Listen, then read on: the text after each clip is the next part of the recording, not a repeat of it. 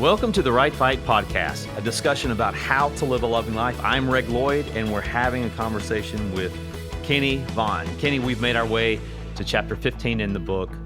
The chapter is called Unexpected Blessings of Love. Sounds like a very happy chapter. You're right. Striving to live a loving life will result in the only true blessings life has to offer. But the crazy part, or mainly the sanest part, is that giving must be done with a pure heart, not with ulterior motives. But when it is, the blessings we do receive are sweeter for the way they surprise us and more genuine for the purity that produced them. How's that? So, I mean, that's a great way to start this. I was thinking about how am I going to kick this off. That was that's always in my mind was how do I communicate to people that, because when we talk about this, it's going to sound like, hey, if I do this, I get that. Yeah. And that is not at all. I'm trying to say the opposite of that, right? So and so you said, how's that? Well, I always did things expecting to get things. You know, it's kind of how life works. You know, I mean, you if you're kind, you get kindness. If you're rude, you get rudeness. You know, that's the life lessons. But so then you start doing those things to get those things, and so when I do something for you, expecting to get something for me, I'm not doing it for you. I'm doing it for me. And then whenever I don't get from you what I gave to get from you, what do I become? Angry, envious, prideful. I have, and all of that is strife within me. So I live my life from one place or another. I don't have a bunch of choices. I only got a couple. You know, it's either me first or you first. And if it's me first, everything I do is to get something.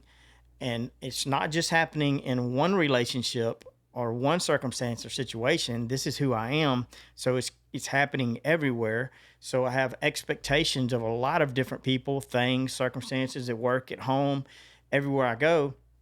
And I'm never getting what I gave to get. Sometimes I get more, sometimes less, but for the most part, it's never what I expected and not what I gave to get. So then I feel cheated and taken advantage of. And then I'm like, you know what, I'm going to quit giving, or I'm not going to give to that person anymore anyway. And I need a boundary with this person over here. I gave to them 3 times. I haven't given back.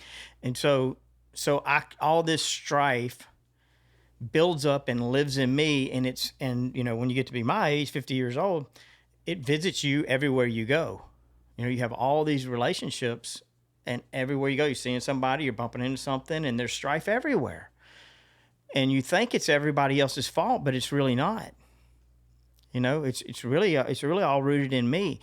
And so what I was learning as I was writing this in the book, and I'm learning God's word, was that I had a responsibility to give whether I got or not, and to love from a pure heart. Now, I'm not suggesting I have a pure heart. I'm as far from it as you can get.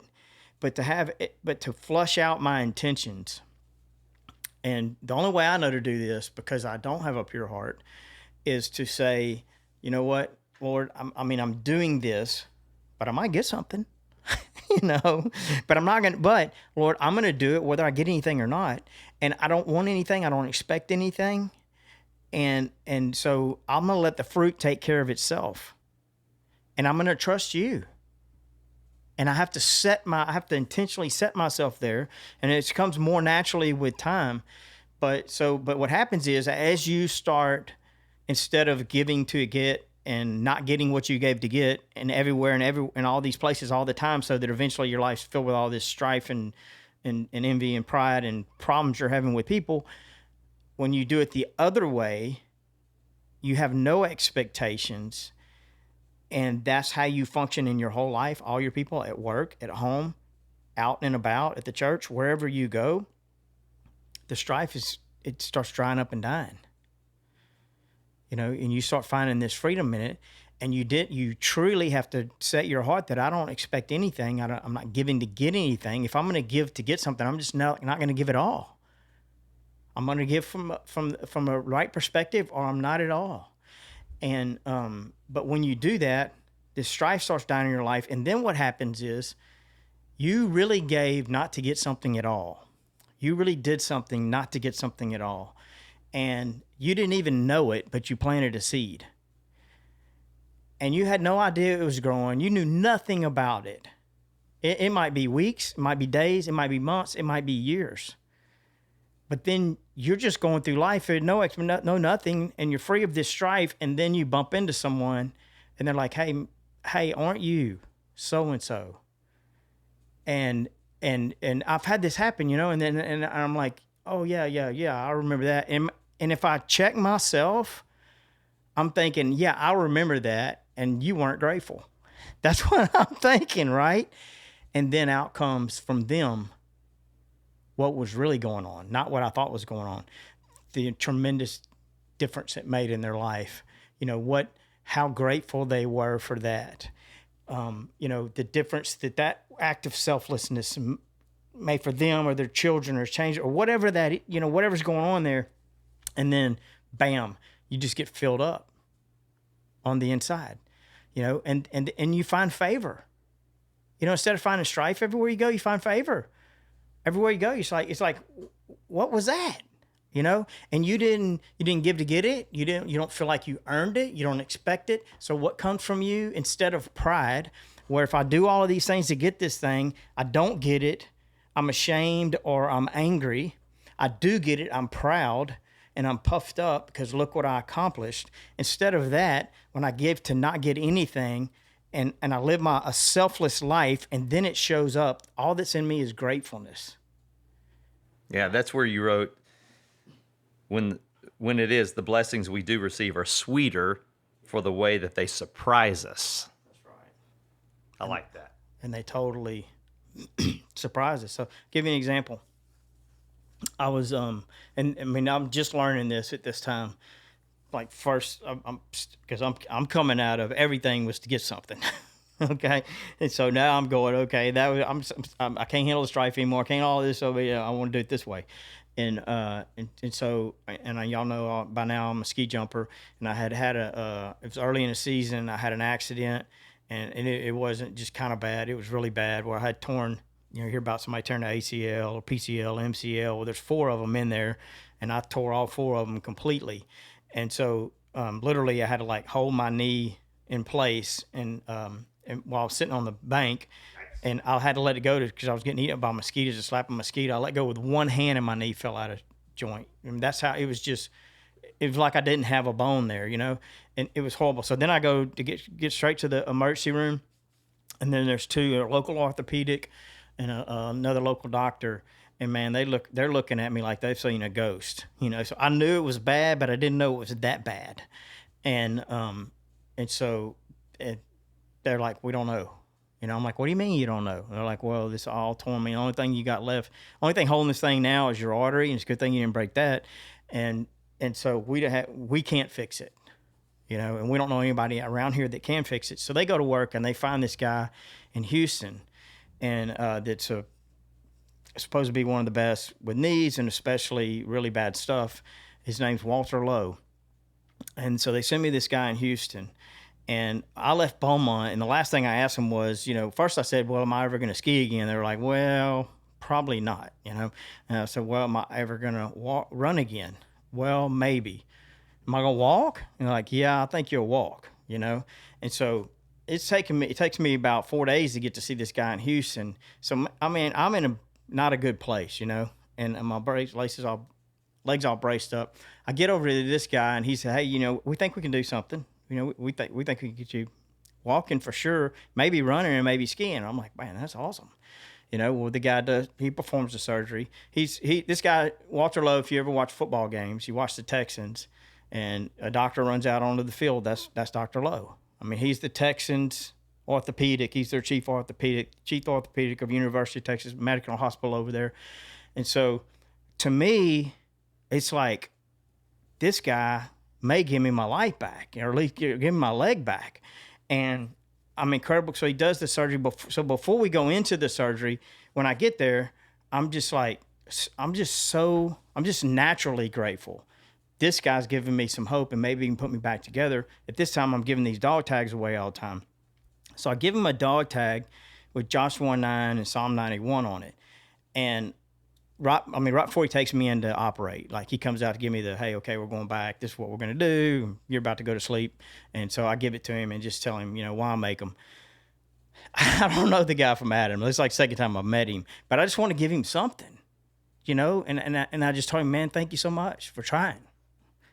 And so I get past the surgery. I make a couple of visits back, and it's looking like I might actually walk for sure. And they already got me walking, and maybe I'm going to make a recovery here. And I'll go up to these appointments every day. I mean, not every day, but a couple times a week, I'm going into these follow-up appointments and therapy and everything. I'm seeing what's going on. They got this massive operation. They got, dozens of people pouring in and out of there every day. Half of them are happy. Half of them are fussing. It's like there's a lot going on, and there's not a lot of gratefulness, but I'm just sitting in there going, man, these guys put me back to, so every time I see them, I'm just like, everything you want me to do, I'm going to do it. And by the way, thank you. Thank you, And then one day I was up there and doing my stuff, and I could see they had a rough day, and there's a couple people complaining about what it costs and different things, and so I just sent them a little sandwich dish, and just thought, and with a thank you card, like I'm walking, and then one time I said it, one of my appointments, I just told the doctor and the head nurse, I just said, you know what? I don't know exactly what y'all do, but I know this. I know you've spent a couple of decades probably studying. I can't imagine the countless hours you put into everything you're doing. I see you up here early, and then you're still got to line out the door when I leave late. And I know it's costing you a lot, but I, for one, am extremely grateful that your sacrifice, the price you've paid, has given me my leg back, that I'm going to be able to play with my kids, that I might be able to ski again. And I ski again too, by the way. I'm thinking about jumping again, but every time I call Lowe's, like, don't do it. But that's all I did, Reggie. That's all I did, okay? And so here's what happened. Here's where I'm going with this. Before long, and I'm having to come a lot because I'm having to do a lot of therapy. This went on for about 6 months. Every time I come, everybody's smiling, and they're like, oh, there's favorite patient. And I'm like, and there's tons of people. I'm like, who are they talking to? How am I favorite patient? I don't even know these people. They don't even know me. And then eventually, man, Dr. Lowe gives me his cell number, and then here's what happens. Then my son, we're on a vacation. I didn't do any of that to get anything. Okay. They were on this vacation, and we're in Galveston in a hotel. And my son's, I don't even like talking about it, but because I don't like to remember it. But his eyes started crossing for no reason. And I'm like, I'm not a doctor, but I'm not a dummy. It's like, what's making his eye cross? You know what I'm saying? I mean, his brain's telling his eye to cross. Why would his brain do that?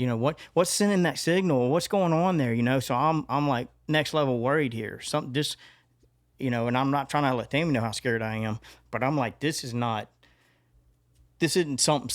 orthopedic stuff. This isn't bolts, screws, and DeWalt's, put it all back together. And so we go to the hospital, and they're like, we need to get him in for an MRI. We'll go to the children's hospital. Well, it's like 8 weeks to get an MRI for unless it's like life and death. That's how far out they are for these MRIs. And we go up there, and I called Dr. Lowe, and I said, hey, they're 8 weeks out. I don't know if you know anybody over here or whatever. And then we get a call. We're up there that evening, and they're like, the lady comes by the back, and she talks to my wife, and she asked my wife, she says, is your husband the CEO of the hospital? And I'm like, what did she just say? What the heck? Where did that come from? And my wife's like, no, we're just here for our son. And she said, well, we're 6 weeks, and no one moves up in the line, but we just got a call to get your son back in the next hour for an MRI, and they got a room waiting for you where you can stay the night. Yeah. And I'm like, how did that happen? Like, what the heck? And I'm like, and so I ask around, I'm like, what's going on? And I'm thinking they're about to throw us out because they got us confused with the real CEO that's sitting down the way there or something, But you know what? Dr. Lowe called over there. And why did he do that? You know, I mean, I didn't earn that. I didn't deserve that. I didn't give to get any of that. But when you love people, here's what I started learning. When you actually consider other people, I mean, I could be in there going, my knee's bad, all these injuries, it's costing me money. Why did I have to wait so long? All these different things. But when you see people are really doing the best that they can to help you, and you're grateful for it, it's so rare. Unfortunately, it's so rare that I found myself the favorite patient or whatever they want to call it, and my son got bumped up, and thank God, by the way, what they found was he'd gotten a virus, and in rare cases you can get a virus, and that virus can migrate to the just above the eye, and it affects the nerves that causes the eye to cross, and because he had other symptoms related to it, they said we're almost positive the virus. They did a scan, he didn't have anything in his brain, thank God, but yeah, we found all that out real quick like that. So when you go about, I got time to give you one more quick example. Mm-hmm. So on a much simpler level, I got a favorite restaurant. It's called Patilla's Barbecue. I go down there and eat all the time. The guy that works behind the counter, he's just not the most friendly guy you ever met in your life. I mean, he's back there cookies in the smoke all day long, whatever it is. But man, he's making some mean barbecue. His name's Alvin, and But I did everything I could to, every time I'd go in there, I'd be like, hey, I finally asked his name, and I started calling him by name, say hello, and it was like, I'm just beating my head against a brick wall, just give him a barbecue. And then one day I gave him my necklace. It was like this weight plate necklace, and nothing changed, Reggie. And so when I left, and even for the weeks after that, it was like, man, I got to this point where I was like, man, I've tried so many times to be nice to this guy. I gave him my necklace. He's still a jerk. Hope Alvin's not listening. You weren't really a jerk, man, but maybe kind of. Sorry, Alvin. Yeah, but he's still, whatever's going on. He wasn't really a jerk. Whatever's going on there is still going on, and I'm kind of like, I just want my necklace back. Well, why did I give him the necklace? Why do I want it back? Did I give it to him for Alvin, or did I give it to Alvin to get something from Alvin? To make him happy, whatever I'm getting from that, right? So I had to flush that out in my own heart, and I chatted with him one day, and then, man, look, every time I would go to get barbecue, like my sandwiches were 3 times the size of everybody else's sandwiches. My plates were like, just heaping. Alvin's hooking me up. I'm like, Alvin, I can't eat it, man. I can't eat it all, and so I guess I'm just trying to say this: you got doctors. You got places you go eat, you got family, you got an environment around you. And if you don't like the environment around you, it probably has something to do with you. Now, I'm not saying there's not people that, whatever. If you got somebody that nothing's going to work, you might have to go eat at a different restaurant, even if you like the barbecue. You might need to find another doctor. But if you love the people around you, the blessings that come from that, or they really fill you up, and they actually fill you. It's like everybody's looking for purpose. That's a sense of where you find some purpose in life. But if you did that to be filled, it's emptied of the purpose. Mm-hmm. Does that make sense? It does. It's not the what, but the why. The why. That's right. Why are you doing it? Right. And you got to you need to do what's right, but you got to do it for the right reason. And it's worth fleshing that out. That's all I'm saying. And as you get so you think, oh, I don't want to deal with all that. Well, you're going to deal with it. You're just going to deal with it with strife everywhere, at all times, everywhere in your life, everywhere you go. Just, there you go, Or you can deal with a little bit more up on the front end, and you're going to get run over every now and then, but you don't let people keep running over you because you love them. And then, like, man, you start feeling guilty because it's like, I don't want an extra sandwich, and I don't want you to do something for me. I'm grateful for it, but that's not why I did it. But then your life is just surrounded with purpose and love. Yep. But when it is, you say, the blessings we do receive are sweeter for the way they surprise us and more genuine for the purity that produced them. It's a great title for Chapter 15, Unexpected Blessings of Love. Well, until next time, Trust God's word no matter what. Keep your eyes on the horizon. Thanks for listening to the Right Fight podcast. Make sure to check out Kenny's book, The Right Fight, for more on how to live a loving life. It's available on their website, shieldsofstrength.com, Audible, and all digital platforms. If you have any questions for the podcast, you can email support@shieldsofstrength.com and put podcast as the subject. And make sure to follow Kenny on Instagram and TikTok @JohnKennedyVaughn. Thanks for listening, and we'll see you in the next episode.